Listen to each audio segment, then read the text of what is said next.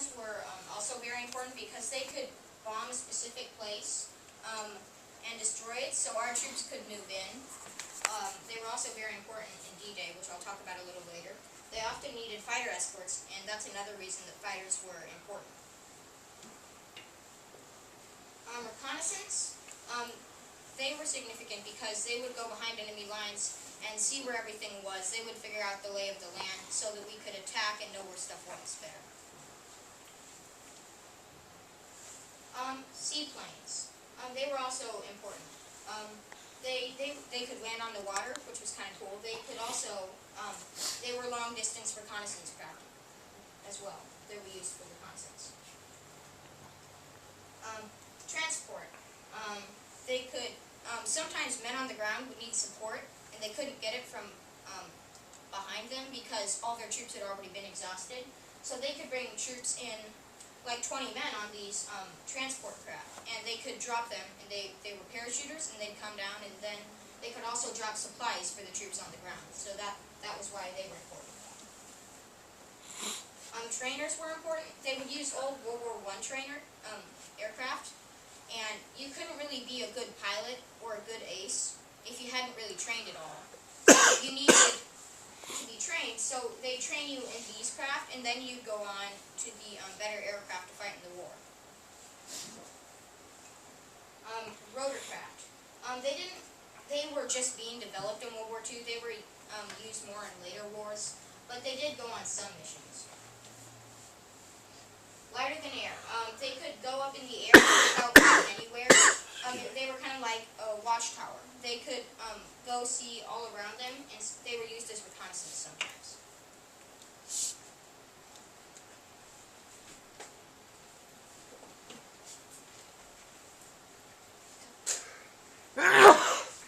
Excuse me.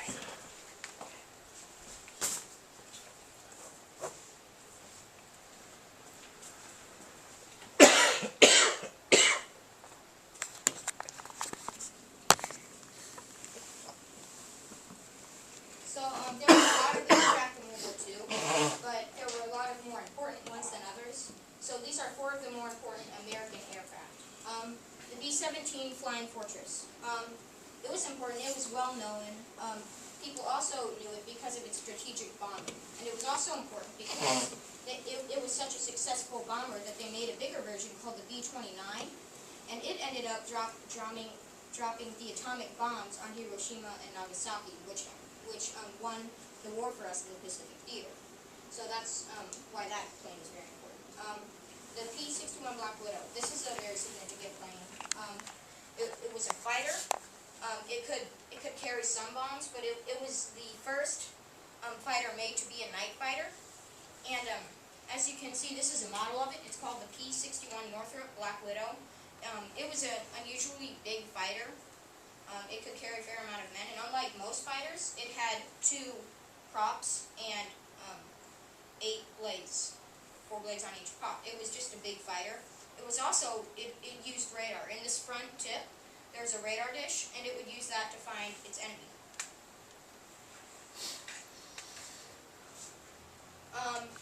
The Vought F-4U Corsair. It was an important plane because it was well known in the Pacific Theater for its air supremacy. It was unfortunately outclassed by the Mitsubishi Zero, which was a Japanese plane. But what's interesting is the Japanese actually thought this to be a formidable plane, so they respected it, even though their planes outclassed it. The P-51 Mustang was just a very cool plane. It was a fighter, part-time bomber, and it was a single-seater. Unlike most fighters, a lot of fighters had 1 prop, 3 blades, but this had 1 prop and 4 blades. So it needed more power to get around, but it was faster. It was a good fighter. It was such a good plane that they used it in the Korean War and other conflicts because it was such a good plane.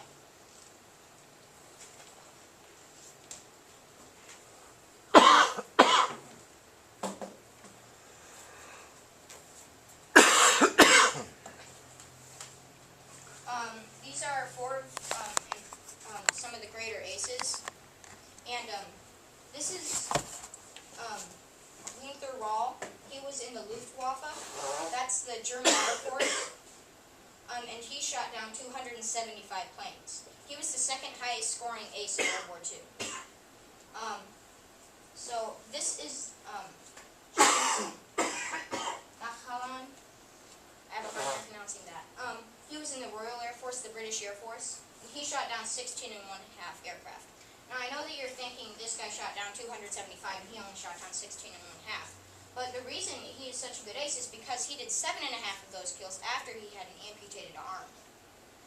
And another thing that you might be thinking about is, what does 1/2 mean? You can't shoot half an aircraft down and the other half keep flying. But he and someone else both shot at a plane and they both took it down, so they split the kill. This is Hiroyoshi Nishizawa. He's in the Japanese Imperial Navy, and he shot down 87 plus aircraft.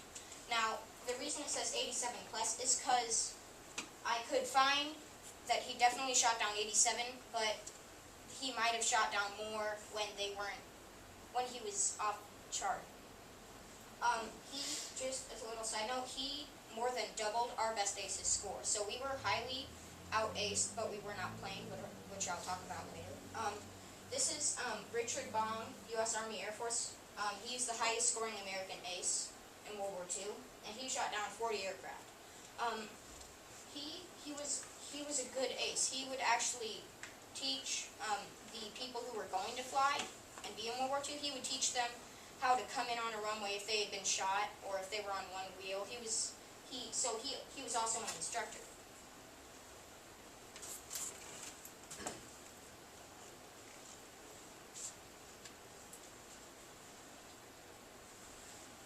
So I've talked about how the aircraft improved from World War I to World War II, but now I'm going to compare a World War II bomber to a modern bomber. This is our World War II bomber. It's the B-29, and this was such a successful fighter that they produced it more than any other aircraft in the USA at this time. So this is the modern bomber, and it's the B-2 Stealth. They're both bombers, and the same company that made this, the B-2 Stealth, and the company that made the Northrop Black Widow, they're the same company, Northrop, which I thought was kind of interesting. So first thing, the bombs. You can see in this one how the bombs just kind of all fall out at one time. They're not very orderly. I mean, these were very effective, but obviously these are more effective that come out in order, kind of 1, 2, 1, 2. So these bombs can also, they can tell them right where they want to go and they'll go there. They're also more high explosives. So this guy's highest speed, 360 miles per hour. The B-2 Stealth, its highest speed was subsonic. So that's just below 600 miles per hour. So this one is definitely faster than this one in its highest speed. So that's another big difference between these. This was all these planes up until the 80s, they were made with slide rules. This is a slide rule. This is how they figured all of their math out. This was their computer. This is all made with computers. This has, these use props with blades. These use jet engines. So those are two big differences. Props to jet engines and computers. No computers with this. So that's a big difference.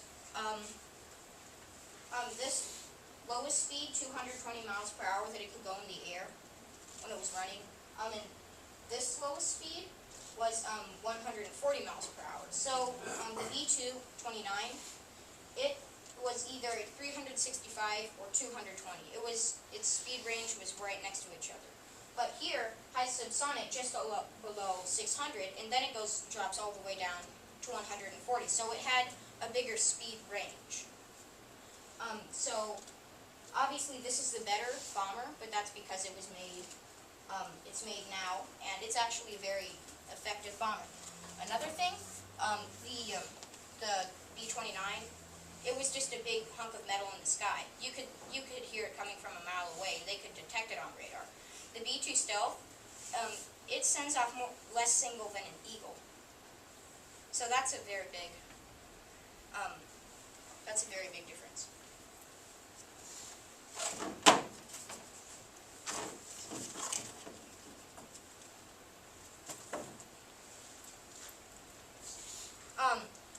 Earlier I was talking about how they out-aced us, but we outplaned them.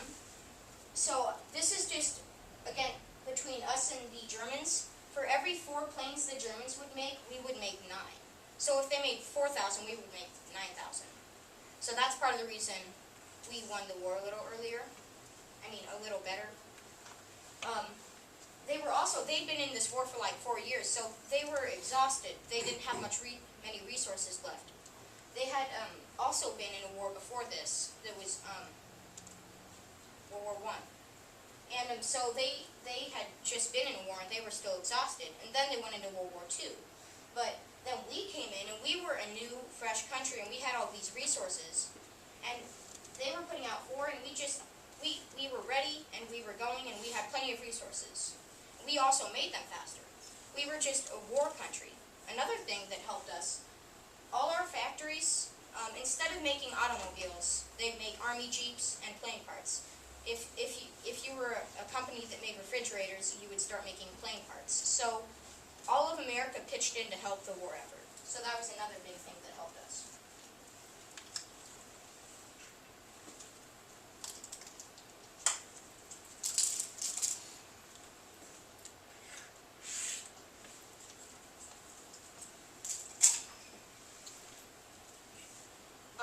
So we've talked about the roles of aircraft, we've talked about how they changed, we've talked about why another reason we won the war, the volumes of aircraft, that's how I say it.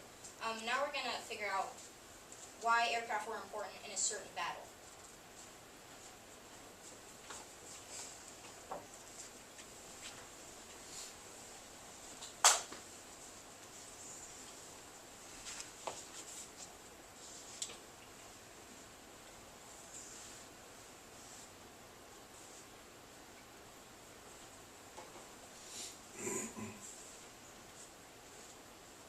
So, why aircraft were important in the Battle of D-Day?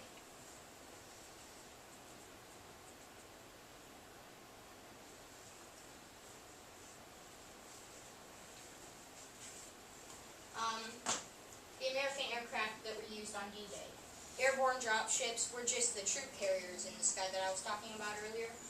Bombers, gliders, evacuation, reconnaissance, lighter-than-air, and decoy craft. So, airborne drop ships. Like I said earlier, they went in and they dropped men, the paratroopers. There's actually a good a season, there's a couple seasons, it's called Band of Brothers, and they're the airborne, the 101st, and I've actually seen that, and there's part of it where it's in D-Day and they're jumping out of the ship, the ship's in the air and they're parachuting down. Another interesting thing, the men that were in the aircraft, they were the first ones in the battle. They weren't the second, they weren't the backup. They were the first line of defense. Bombers. They were very important. They could take out some of the heavier fortresses that the Germans had. They bombed in different places, so the Germans were confused about where they were actually going to attack. Gliders. This is a tank rolling out of a glider on D-Day, and these gliders, they were made of plywood, just wood and canvas. And so they were meant, if you could see, the glider, it has wheels, but when it came down on the ground, the wheels totally dropped because of the weight of the tank. They were disposable gliders. Unfortunately, Hitler knew these were coming, and in like hedgerows, he would put big spikes, and they would run into those, and those were just death traps for him. But these gliders, that didn't even have any engines, they were towed behind other planes. They could carry down small artillery pieces, they could carry down tanks and men. A lot of times, men died in them because they ran into trees and stuff, and they were like made out of World War II, except they didn't have an engine. World War I aircraft, except they didn't have an engine, so. Evacuation. Very important. It'd be hard to fight if you knew that right behind you there were a bunch of your comrades dying. So these evacuation aircraft, they would load them onto the aircraft, and then they fly them across the English Channel to Britain, where they could get medical help. Reconnaissance. This is a picture of a plane taking reconnaissance, and you can see the ships lined up and all the men on the beach. This is on D-Day, and this is what they would do on D-Day. They would figure out where everything was. That's what they did, and then we could tell where everything was a little better, because it's hard to go into a battle if you're completely blind and you don't know where anything is. So reconnaissance were very important in D-Day. Lighter than air. Now there is a blimp above every one of these battleships, and they are. You can see one of the cables that's holding one in that picture, and the cables ran up. So these battleships were vulnerable to planes and bombers. So they put these blimps here, and so whenever a bomber or a fighter would try to go over the ship, it would get tangled in the wire, and you were a goner if you got tangled in that thing and you were a plane, because it could chew up your motor. It could take one of your wings off. You just didn't want to go into a metal wire. So they protected the ships. Decoy craft. This is my favorite role. They assembled across the English Channel. They assembled a whole fake army of inflatable tanks and aircraft and anything you can think of, and they put them across the English Channel. So we were attacking from here, and our setup was here, and they actually hired Hollywood because it was such a big job. They hired Hollywood to do it. So the Germans concentrated a larger amount of their troops over here because they thought we were attacking from here. But we were actually attacking from here, which is where Hitler originally thought. So he put not as many troops as he would have where we were attacking. So that's one of the things that helped us win D-Day.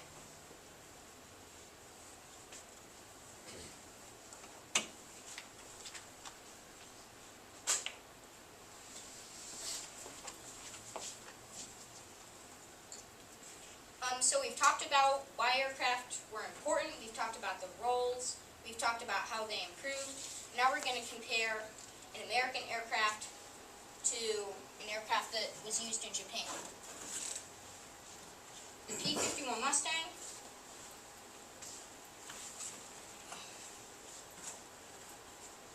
and the Mitsubishi A6M0. So the Mitsubishi was the main Japanese fighter. It showed their air power. It was their main fighter. This is the aircraft I was talking about earlier that outclassed the Vought F-4U Corsair. It was a very good fighter. You didn't want to fight one unless you had to. They were, remember the Japanese, they had the history of samurai warriors in their blood, so they were very tough warriors. Often the generals on the ground, they would carry swords with them, like samurai swords, which I thought was interesting. This is the P-51 Mustang, the part-time bomber I was talking about. This could bomb too. These are both fighter/bombers. This has one prop 3 blades, this has one prop 4 blades. So this can go faster, it has more power. This is also a bigger fighter. And this only has 3 blades, so not as fast. This was only used 4 years by the Imperial Japanese Navy. This was used for multiple wars. So this wasn't used for a long period of time. However, this was used for multiple wars. So this was in use longer. This was also a good fighter, but it wasn't used as long. So those are two comparisons. This is a single seat, so is this. So they're, to be honest, in a fight, I don't know who'd win. They're both very good fighters. They both showed their country's air power. They're both very good.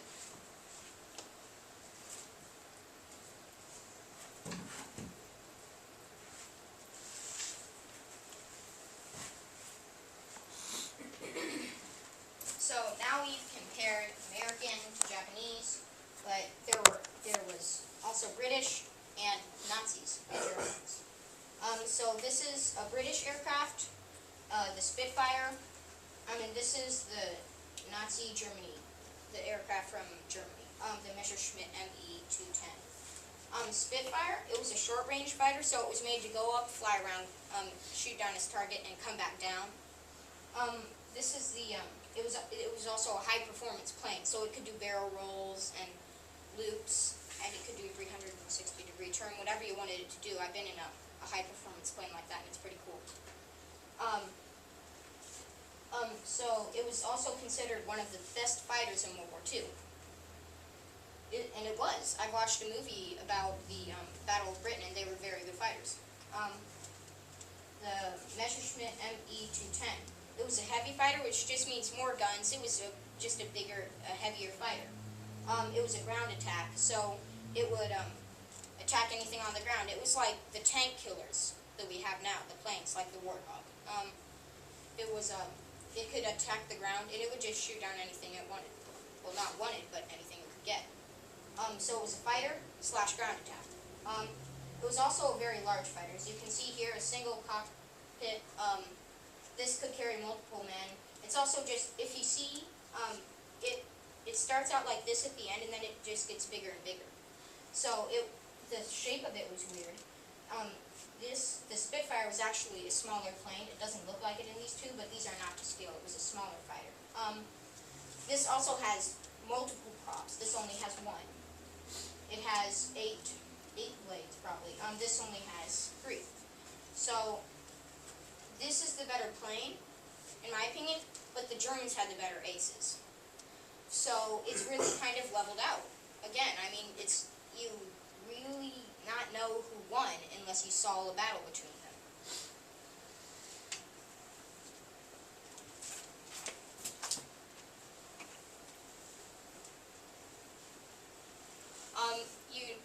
If you notice my outfit, this is a leather jacket that a pilot would wear when he was not flying the plane.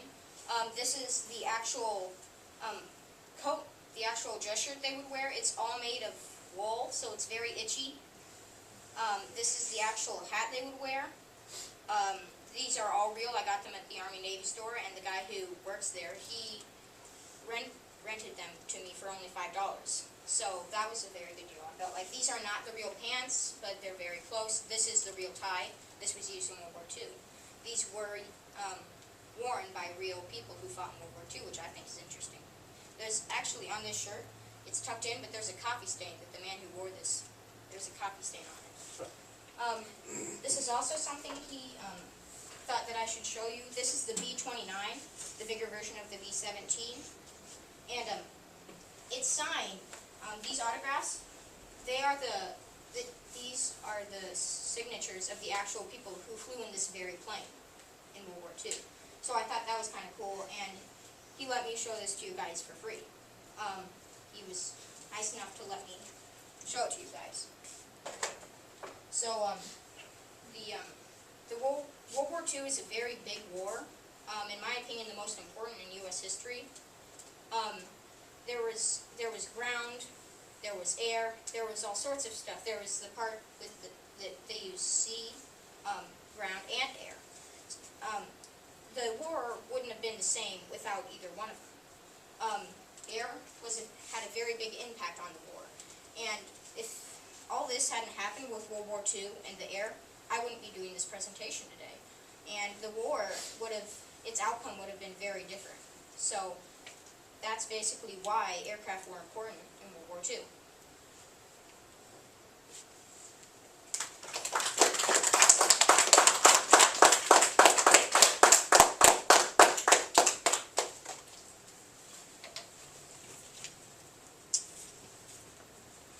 Yes?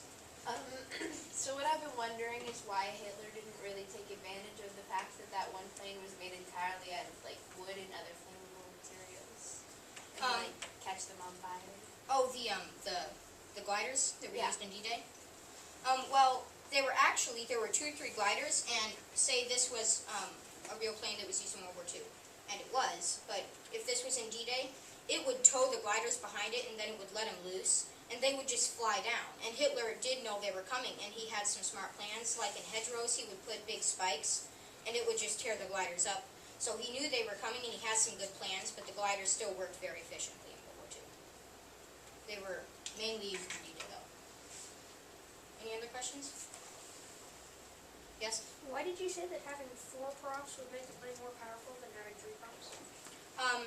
Well, it propelled the plane faster. It sucked in more air. So if you can picture it kind of grabbing forward and taking air and pushing it back, it's kind of like swimming. It's a lot easier to swim if you cup your hand and push the water behind you, unless you do this. This is a lot harder to swim. So it could take more and it would go faster. Is that all? Any other questions? Yes, Miles? Which is your favorite plane? My favorite plane is this. This is why I built a model of it. I've had it since I was my brother's age. I've had it since I was like 8, and I just got to build it for this project, and I was real happy I got to. Actually, I have 2 favorites, the P-61 and the P-51 Mustang is my second favorite. And it's kind of funny because it's the 61 and then the 51. I've always thought that was kind of interesting. Any more questions? Thanks, Grant. That was unusual that you mentioned swimming because that's the example I was going to give as well. So that was fun. That's why I looked so fun. I was like, that's weird. It's almost like, yeah, you can imagine swimming and just using your arms or just using your legs. It's, of course, works better if you get to use all of them. So that was a really good way to explain that. That was nice. Yeah, I feel a little strange. I actually build World War I planes like that one, just much smaller ones. Yeah. And so I have, when Jake and I were talking during projects, it was just a fluke that I have 3 or 4 or 5 of the World War I planes because they're really cool looking. They're not nearly obviously as They're pretty to look at. but they're very snazzy little models, and it's pretty neat to look back on them. That was really good. How did you end up picking this? And you mentioned you've been in a performance plane before, so there was some connection. Well, that's not really what pushed me to do this project. I did Hitler, and for some reason, the first thing that came to my mind was World War II, and then I thought of the American side of things. Because when people think of World War II, at least me, I think of the Germans and the Americans mostly. So I kind of wanted to do the American side. And then I remembered I had a model, and I'd always wanted to build it. And I had a World War I model, so I just really wanted to do World War II aircraft. There you go. So be careful what toys you buy, because it could be your next project.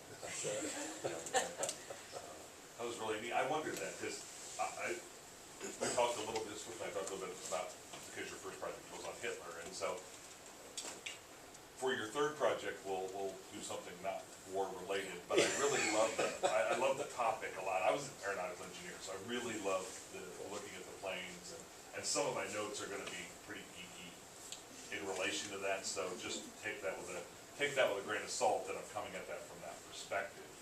But it was really cool. I enjoyed it a lot. My grandfather was actually in the Navy in World War II, and his ship was sunk by a Japanese Zero. Wow.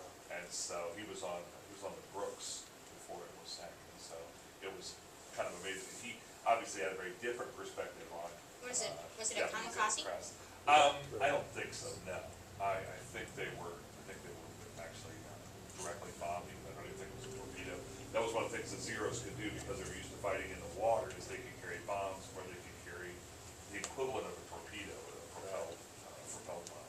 And so they were pretty neat. But it was pretty neat for me and not all that pleasant for him. So he did not like to talk about it much. So it was kind of amazing.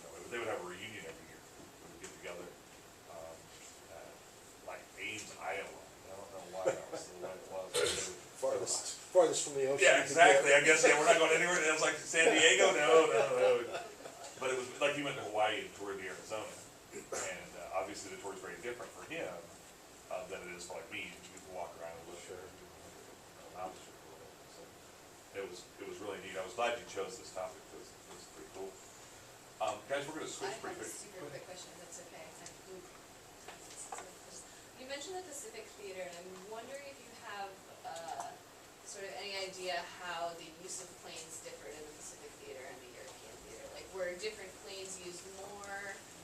Yeah, actually or the different- P-51 Mustang, a reason I picked it is because it was used in the other theater. It wasn't used in the Pacific. So I decided to compare them for some reason because they were used in different theaters. For people who may not know what a theater is, like, they reference the Pacific Theater as like Japan and the Pacific Islands, and sort of that portion of where the World War II was being fought, and then the European theater, like in Europe where bad things were happening. Yeah, well, a lot. I learned this last year. Yeah, well, many of the American pilots that fought in the European theater didn't fly American planes. Because England was already there, they went over and flew, strangely enough, French and English planes. They actually stole the French planes from France, which was under German occupation, and took them to France or to England and refitted them and then flew those. So many of the American pilots who actually joined the war effort joined before we got involved. So you probably remember, like December 7th, 1941. We had American pilots in the war well before that, flying French and English planes. They went over and actually joined the Royal Air Force, even though they weren't English citizens. So then by the time we got there, they were already familiar with the English planes. So, yeah, exactly. They had some. When your country doesn't join the war, but you want to join the war, you got to go somewhere that's already in. So they did so. So it took a while. Actually, that was one of the. Yeah, the United States was certainly a major fighting force, but we were definitely a major production force as well. If you look at Germany, it's the size of Texas. And so you can imagine if your whole country is the size of Texas, how much more stuff the United States can build and how quickly we can build it in comparison to a country who had been at war before. That was really nice you said that too. With recovering from one war, trying to rebuild an economy, and then entering into another war, 20 years later sometimes. Another thing that's really cool, my grandpa gave this to me, my grandpa Hoffa, these are a pair of aviator glasses. They're actually flyboy, and it has, for the Y, it has 3 blades, so that's kind of cool. We actually saw some aviator glasses yesterday too, so I don't know if that's going to be a theme through projects or not, but in our 80s fashion thing, you may have seen Tom Cruise in 2 different sets of aviator glasses, Yeah, so sure. I guess 1 set of aviator glasses. Little red bands. Yeah, well, he had black, whatever those things were called from Risky Business, and then he had aviator glasses on top down. So we'll see if that comes up in our next project. Guys, if they need to get a drink, stretch your legs, that kind of thing, Jake, can clean it up? Thanks, Chicken. Chicken, did the guy at the art Kayla, museum still have that, like, Glad you have. big used that scared me. Yeah, he was laughing at me. Whenever I I was played laughing, I was a like, game one I stood plane in front of it. where you have a little, it's kind of like a cockpit that you flop moves on, it's on a board, the size of 4 of those tables. So everybody sits around and it's a little cockpit. You flop moves ahead of time because the planes aren't very responsive. And then you all have models of these planes. And so I told him, I said, well, I've got a Fokker 3, I've got an American, I've got a Southwest Camel. And he said, oh, I'm gonna build whatever. And I was like, oh, that's too new for us. We're old planes.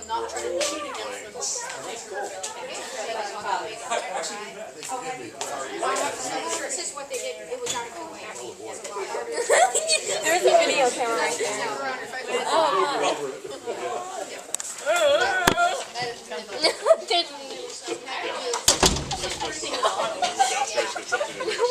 That's the way it looks like, just put it back on.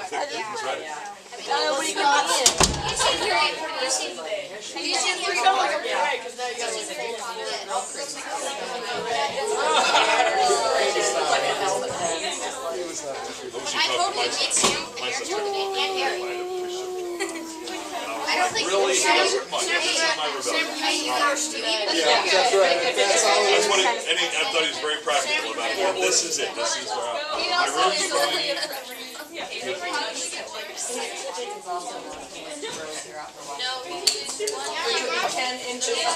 my wife cuts those. Yeah, my wife cuts those. she bought it to that. So many just She roll bought it. it. Yeah, I like. She hardly ever uses it.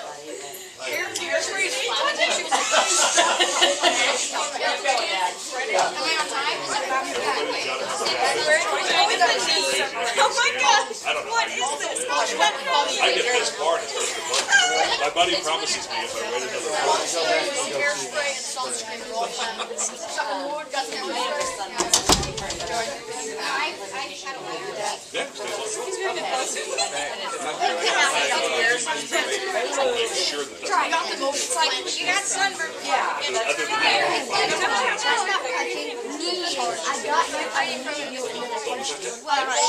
okay, guys, would you stop dancing and find a seat as soon as you can? Okay. So there you go. Kayla?